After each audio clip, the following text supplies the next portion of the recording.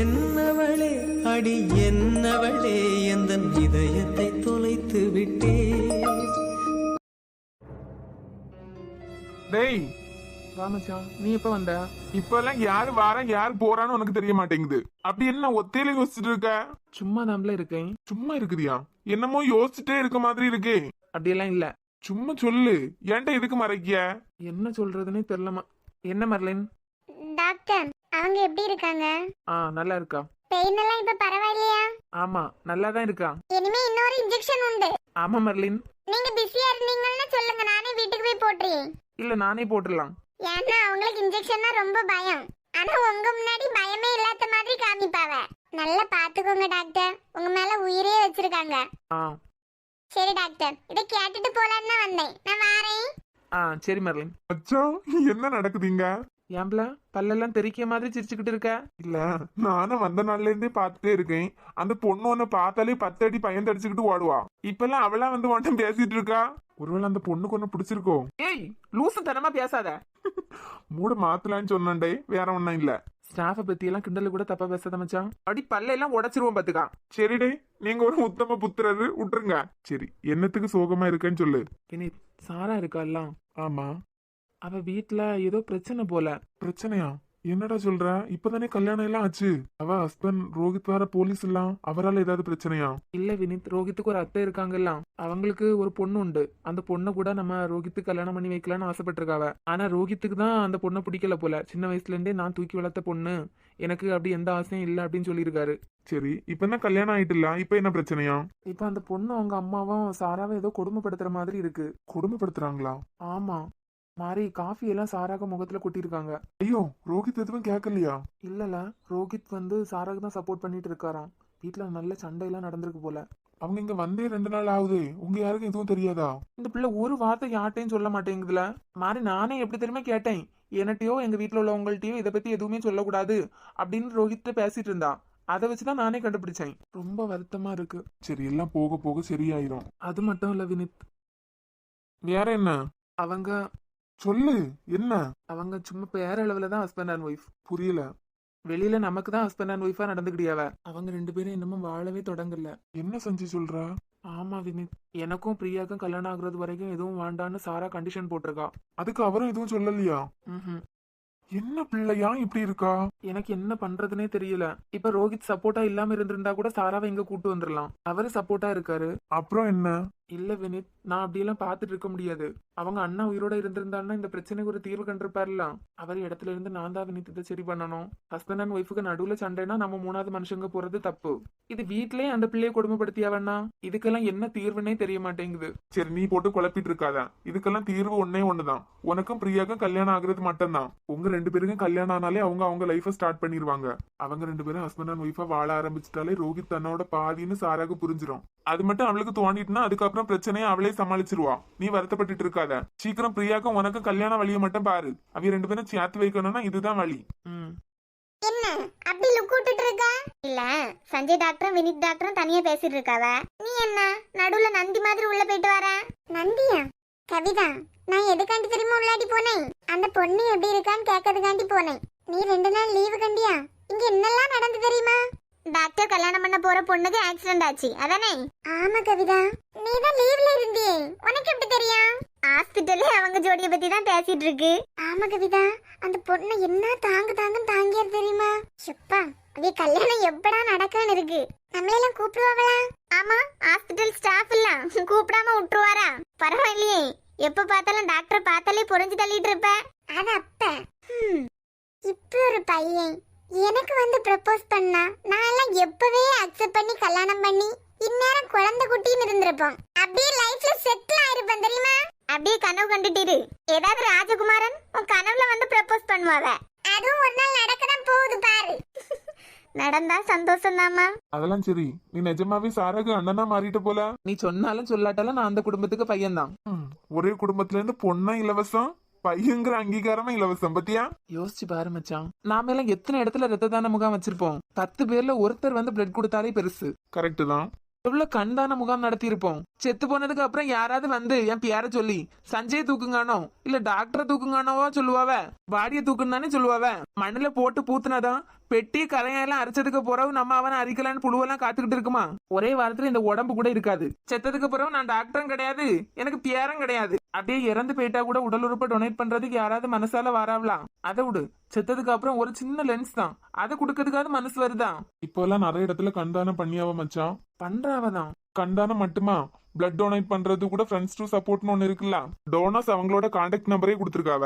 எப்ப யாருக்கு எமர்ஜென்சியா பிளட் தேவைப்பட்டாலும் அந்த குரூப் இருக்கவங்களுக்கு போன் பண்ணி கேட்டா போதும்ல.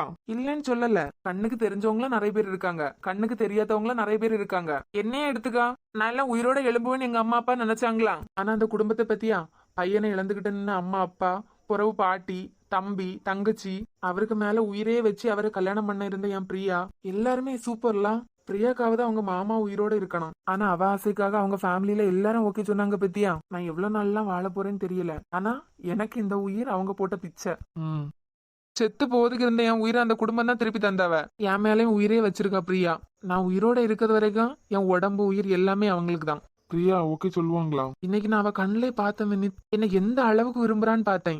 எப்பவுமே அவளை நான் கண்ணுக்குள்ள வச்சு பார்த்துப்பேன். சரி, நீ எதையும் யோசிச்சு ஒரி பண்ணிட்டே இருக்காத. வினித், நாளைக்கு பிரியாவை பொண்ணு பார்க்க போறோம். ஏன் மச்சான், இது வரைக்கும் நீங்க அவளை பார்த்ததே கிடையாதா?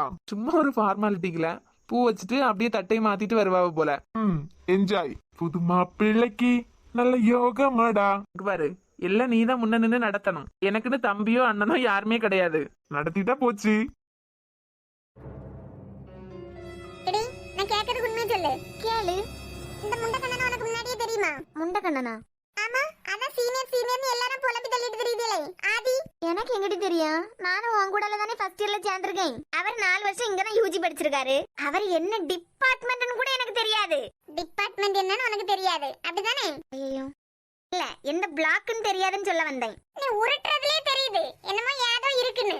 இருந்தனா எவ்வளவு சந்தோஷப்படுவேன் தெரியுமா? இந்த காலேஜுக்கே அப்படியே கொட்டடிச்சு சொல்லுவேன், ஐ லவ் ஆதி. உனக்கு ஏதாவது ஃபீல் ஆகுதா? இங்க பாரு, நானும் எப்படி உன்னை அவன்கிட்ட இருந்து காப்பாத்தலாம்னு பாத்துட்டு இருக்கேன். இதுல எனக்கு ஃபீல் ஆகுதான்னு கேட்காத. இல்ல, ஏதாவது ஃபீல் ஆச்சுன்னா சொல்லு, நமக்குள்ள தானே. ஓபன் டாக் ரொம்ப முக்கியம். இங்க பாரு, அவனை பத்தி உனக்கு தெரியாத ஒரு விஷயம் உன்கிட்ட சொல்றேன். ஒரு நாள் காலேஜ் முடிஞ்சு நானும் பிரியாக்காவும் வீட்டுக்கு போயிட்டு இருக்கோம். பயங்கர மழையில பஸ் ஸ்டாப்ல நாங்க வெயிட் பண்ணிட்டு இருக்கோம் பஸ்ஸுக்கு. ஒரு பஸ் இல்ல, என்னமா வந்து கிண்டல் அடிச்சானுங்க தெரியுமா? சரி, கிண்டல் அடிச்சோன்னா ஆமா, ஒரு பொண்ணுக்கு மார்க் போடுறதெல்லாம் நல்ல பழக்கமா? இந்த ஃபிகர் எனக்கு, அந்த ஃபிகர் உனக்கு, இதெல்லாம் நல்லாதான் இருக்கு. இந்த ஆளையில இந்த காலேஜ் விட்டு முதல்ல துரத்தணும். எடி, நல்ல படிக்க பையன், சும்மா ஃப்ரெண்ட்ஸ் கூட சேர்ந்து கலாட்டா பண்ணிருக்கலாம் இல்ல? ஃப்ரெண்ட்ஸ் கூட சேர்ந்தா வாயில வந்தாப்ல எல்லாம் பேசிடுவாங்களா? இங்க பாரு, இதெல்லாம் உன்கிட்ட எதுக்கு தெரியுமா சொல்லிட்டு இருக்கேன்? அவன்கிட்ட ரொம்ப கேர்ஃபுல்லா இரு. அவன் ஒரு பிள்ளையை விட்டு வைக்க மாதிரி எனக்கு தெரியல. 2 நாளுக்கு முன்னாடி எங்க அக்காக்கு ஆக்சிடென்ட் ஆச்சுல, ஆளே இல்ல ரோட்ல. இவன் எங்க இருந்து பாத்துக்கிட்டு இருந்தான்னு தெரியல. எப்படியோ ஹெல்ப் பண்ணார்ல. அவன் ஹெல்ப் பண்ணான்னு உனக்கு எப்படி தெரியும்? இல்ல, ஆதி நின்னா எப்படியோ ஹெல்ப் பண்ணிருப்பார்ல, அதான் கெஸ்ஸிங். என்னமோ தெரியலடி உன்கிட்ட. தப்பான இடத்துல போய் மாட்டிராத சொல்லிட்டேன். ஏய், புது சார் வந்திருக்காங்க. Good morning sir. Good morning. All sit down. Anu, sir ரொம்ப நல்லவரா இருப்பாரு போல இருக்குல்ல? ஆமா, தயாளன் சாருக்கு பதிலா வந்திருப்பாரு போல. நல்லா ஹேண்ட்ஸமா இருக்கார்ல. இதுவரைக்கும் இந்த ஸ்டாஃபாவது டிஃபன் பாக்ஸ் எல்லாம் கொண்டு வந்திருக்காவல. தயாளன் சார் தானே நமக்கு கிளாஸ் கவுன்சிலர். அப்ப இவர் தான் நமக்கு கிளாஸ் கவுன்சிலரா இருப்பாரு. ஐயே, ஆமா, நம்ம கூடலே இருந்து சாப்பிடுவாரு போல. Good morning. எல்லாரும் அவரோட சீட்ல உட்காருங்க. சார், நீங்க தானே தயாளன் சாருக்கு பதிலா எங்களுக்கு கம்ப்யூட்டர் நெட்வொர்க் எடுக்க போறது. தனிஷா, உங்க வாயை கொஞ்சம் மூடுறீங்களா? மூஞ்சி மகரையெல்லாம் தியேட்டரும் பாத்துக்க. இல்ல கனி, வாய்க்குள்ளால 2-3 ஈச்சி போயிட்டு வந்துட்டு, அதான் திங்கனுக்கு கரெக்ட்டா டிபன் பாக்ஸ் எல்லாம் தூக்கிட்டு வந்திருக்க பாத்தியா? 6 பேப்பர் 3 லேப், ஒரே ஒரு நோட்டையும் தூக்கிட்டு வந்திருக்க. என்னத்த படிச்சு கிளிக்க போற? இங்க பாரு, ஸ்கூல் பிள்ளைல மாதிரி என்ன கிளாஸ் அடிக்க வேலைய வச்சிருக்காத.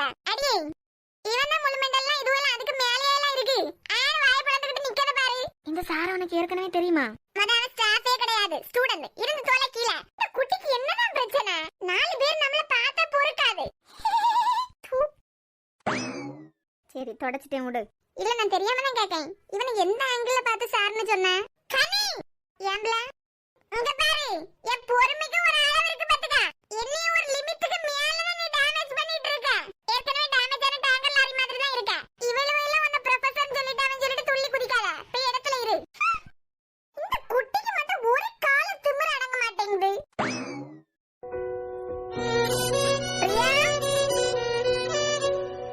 வா சாரா.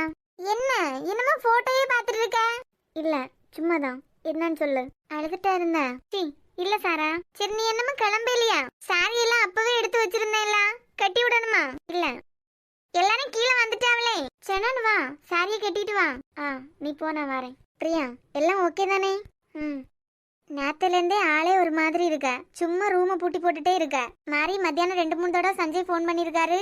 நீ அட்டன் பண்ணவே இல்லையா? அதான் பயந்துட்டாரு போல. எனக்கு ஃபோன் பண்ணி பிரியா எப்படி இருக்கான்னு கேட்காரு.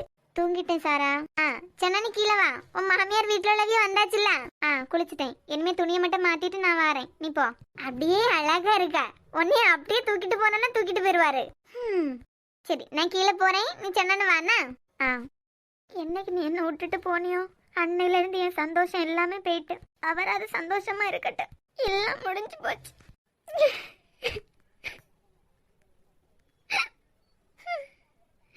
எங்க அப்பா அம்மா போகும்போதே நானே இறந்து போயிருக்கலாம்.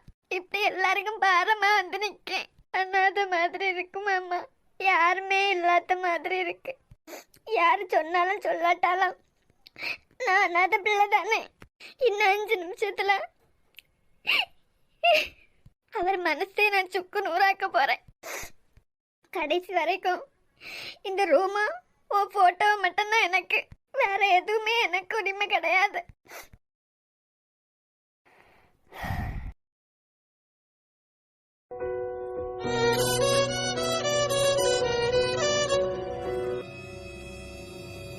எல்லாரும் இப்படி நின்னுக்கிட்டே இருக்கிறியா? பிரியா வந்துட்டு தட்டை மாத்தி பூ வச்சுட்டு அதுக்கப்புறம் இருக்கலாம். ஒரே சந்தோஷமா இருக்க போல. ஆமா, இன்னையில இருந்து அவள் என்னவள். பிரியா வந்துட்டா. உங்க என்னவள் வந்துட்டாங்க. என்ன இவ்வளவு சிம்பிளா வரா? ராமக்ளே. பிரியா எல்லாருக்கும் வணக்கம் சொல்லுமா. என்ன ஏன் இப்படி வந்து நிக்கா? சாரி நகையெல்லாம் எடுத்து வச்சுட்டுலாம் வந்தேன். ஏதோ பியாய் பிடிச்ச மாதிரி எல்லாம் வந்து நிக்கா. எப்படிமா இருக்க? நல்லா இருக்கேன். நீ எங்க வீட்டுக்கு மருமகளா வர்றதுக்கு நாங்க புண்ணியம் பண்ணிருக்கணும். எங்க பிள்ளைய மறுபடியும் எங்கள்கிட்ட மீட்டு கொடுத்துருக்க.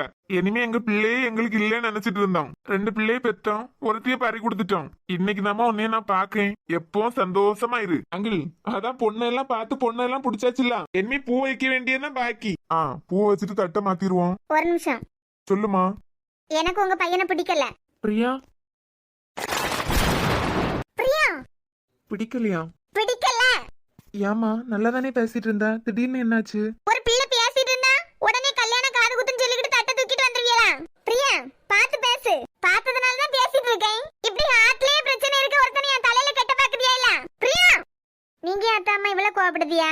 என்ன பழச மறந்துகிட்டு தான் பேசுதியா? அவருக்கு இருக்குது என் பையனுக்கு இதயம். பார்த்து பேசு. ஆமா அத்தாம்மா, உங்க பொண்ணா இருந்தா இப்படி ஒருத்தனை கல்யாணம் பண்ணி வச்சிருப்பீங்களா? நான் தான் உங்க பொண்ணே கிடையாது. அதான் இப்படி ஒருத்தன் தலையில என்ன கட்டி வைக்க பாக்குதியா? அம்மா பிரியா அடிமட்டத்துல மண்டை ஏதாவது கலங்கிட்டா? யார என்ன பேசின்னு தெரியாம பேசிட்டு இருக்க?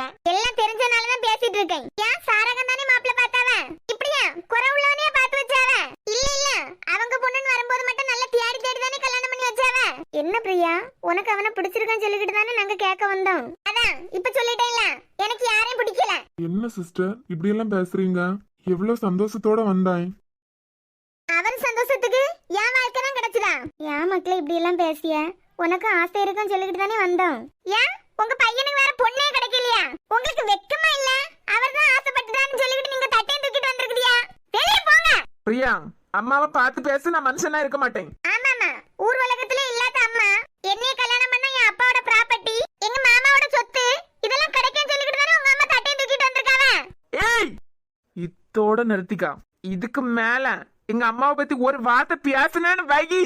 ஏன் உண்மையை சொன்னா உங்களுக்கு அவ்வளவு கோவம் வருதா? உண்மையா அடிச்சு பல்லெல்லாம் உடைச்சிருவோம் பாரு.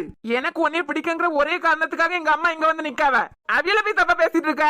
இத்தனை வருஷமா அம்மா அப்பாவா இருந்து வளர்த்திருக்காவ. அவியல தப்பா பேசிய? தாலி கட்டின பொண்டாட்டினா கூட அடிக்க கை வாங்குறது கூட தப்புன்னு நினைக்கிறேன். நான் என்னைய அடிக்க வச்சிடாத பத்துக்கா. யாரும் என்ன வேணாலும் சொல்லிக்கிட்டு போங்க, எனக்கு இந்த கல்யாணத்துல விருப்பம் இல்ல. அம்மா என்னமாச்சு? ஒண்ணும் இல்ல மக்களே, லைட்டா நெஞ்சு வலிக்க மாதிரி இருக்கு. எறும்பு கடிச்சிட்டுன்னு சொல்லிட்டு யாராவது சத்தம் போட்டாலும் என்ன ஏதுன்னு ஆளா போய் நிப்பாங்க. அந்த அம்மா நெஞ்சு வலிக்குதுன்னு சொல்லுது. இவங்க என்னடானா திரும்பிட்டு நிக்காவ. நடக்கதையெல்லாம் பார்த்தா பிரியாக்கு யாரோ சொல்லி கொடுத்து பேசுற மாதிரி எல்லாம் இருக்கு. அம்மா ரொம்ப நெஞ்சு வலிக்குதா? வாங்க அம்மா உடனே ஹாஸ்பிட்டல் போலாம். இல்ல மக்களே ஒண்ணும் இல்ல. என் பிள்ளை எப்படி உன் ஞாபகத்துல இருந்து வெளியே கொண்டு வரணும்னு எனக்கு தெரியும். நீ நான் சொல்லத மட்டும் கேட்டா போதும். ரோஹித் கொஞ்சம் வழி விடுறீங்களா? ஏய் என்ன? நான் உன்கிட்ட முதலே சொல்லிட்டேன், உன் விருப்பம் தான் உன் விருப்பம் தானு. இப்ப கூட உன் விருப்பத்தை நான் மதிக்க தான் செய்யறேன். விருப்பம் இல்லாத ஒருத்திக்கு புரிய வச்சு நான் கட்டாயத்தாலி கட்ட போறதா இல்ல. ஆனா என்ன மதிச்சு என் ஃபீலிங்ஸுக்கு மரியாதை கொடுத்த எங்க அம்மாவே தப்பா பேசிட்டு இல்ல பிரியா. நிஜமாவே உனக்கு என்ன பிடிக்கலையா? இப்படி இப்படி நாட்டிலே குறை இருக்கு எவனே எனக்கு தேவையில்லை. நாங்க வரோங்க. சந்தோஷம். நான் தான் உங்க பொண்ணே கிடையாது. அதான் இப்படி ஒருத்தர் தலையில என்ன கட்டி வைக்க பாக்குறியா? எவ்வளவு தூரத்துக்கு முடியுமோ அவ்வளவு தூரத்துக்கு நான் அடிச்சிட்டேன்.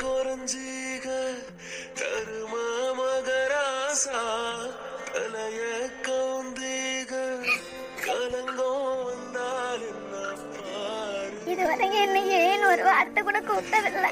எல்லாம் முடிஞ்சு என் மேல வெறுப்பு வர்றதுக்கு நானே பண்ணிட்டேன். இப்படி நாட்டிலே குறை இருக்கு எவனே எனக்கு தேவையில்லை.